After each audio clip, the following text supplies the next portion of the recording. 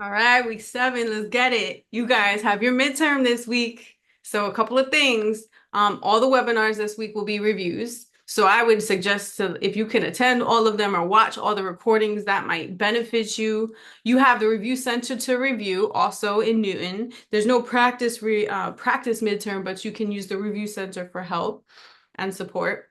Week 7 midterm covers weeks 1 through 6 set of info. So that's, like terminology, frequency tables, histograms.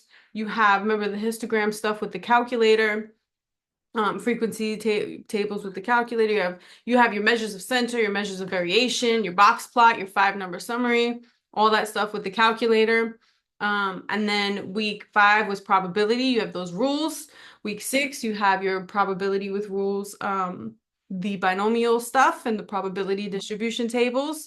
So in my midterm review, I have like a table that covers all of the calculator tricks in one shot, which everybody's going to add, subtract to it. You need to make your review sheet such that like it's good for you, right? Empirical rule, z-scores, these are all things that you want on there. Like I said, all of us will have a review this week, so bring questions if you have. If there's specific topics that you want to cover or specific problems that you maybe need to look at again. The midterm is about 40 questions off the top of my head. There's no time limit. So similar to the quizzes, they'll be proctored. It will be proctored on honor lock like the quizzes. You have 3 attempts. There's no time limit. It is about 40 questions, I think, off the top of my head. But this time you have 1 page of reference. So you can have a full page of reference for the midterm, whereas with the quizzes, you were able to have half. So full page of reference, front and back. We will supply you with review sheets that you can use to help create yours.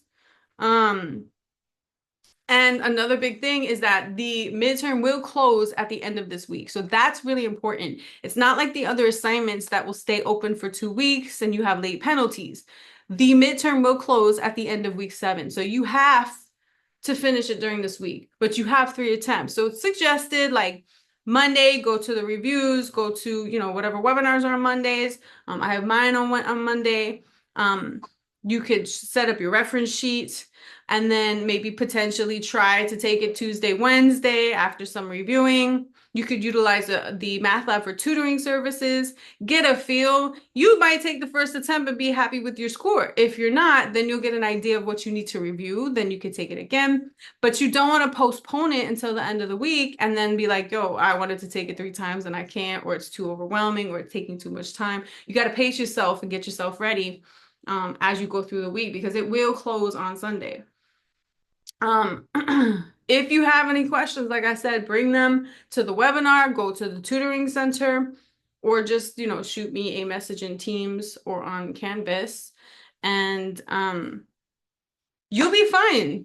You got this. And then I think at the end of week 8 or Friday of week 8 is the last day to withdraw, so that's another date to keep in mind.